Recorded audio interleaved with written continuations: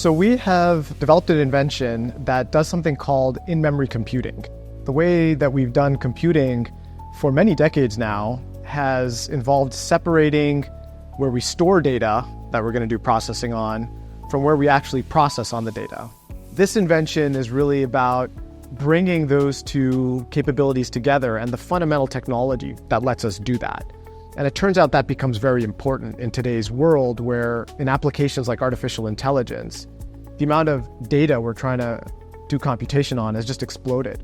And so moving the data around between these two different pieces of infrastructure, these two different kinds of hardware, becomes an enormous bottleneck.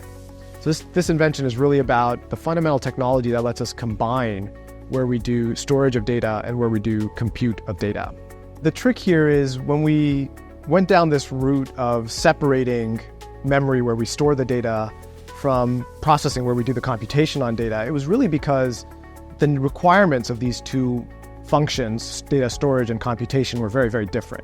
In particular, data storage required extremely high density. We wanted to be able to store lots of data and do it very efficiently, whereas compute required all sorts of other things. Programmability, it required efficiency in actually doing mathematics, so on and so forth.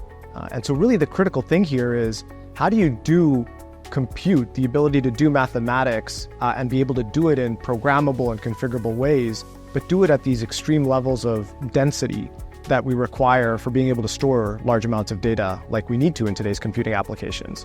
If you look at artificial intelligence applications, they've caused our computing requirements to explode really on two fronts.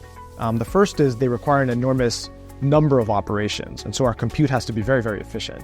But the second is they do that computation on extremely large amounts of data, and so that's where moving this data around becomes a big bottleneck.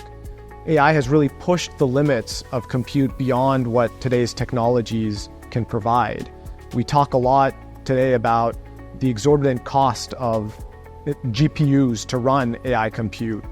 And our fundamental research, starting at Princeton, really looked at what those bottlenecks are and tried to solve them. And so I think one of the things that this invention is going to enable is by making AI much more efficient, it no longer needs to be confined to data centers where we can deliver large amounts of power.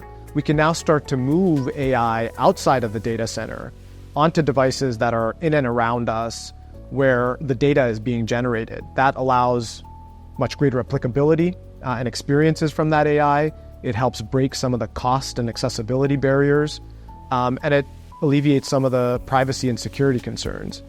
And those are all things that matter a lot to the Department of Defense and to our national security. Being able to directly deploy AI in platforms that are in mission where you may not have connectivity to networks, being able to deploy systems where compute can be done locally on very sensitive data are all things that are of critical importance for national security and interests. It means a lot to get an award with the name Edison on it. It is a very abstract and a very fundamental breakthrough that I think we had here. But we spent a lot of time figuring out how do you make it into something tangible that can directly fit into and integrate into society in ways that it would be useful. And I think that to some extent that really is the spirit of the kind of invention that Edison has represented.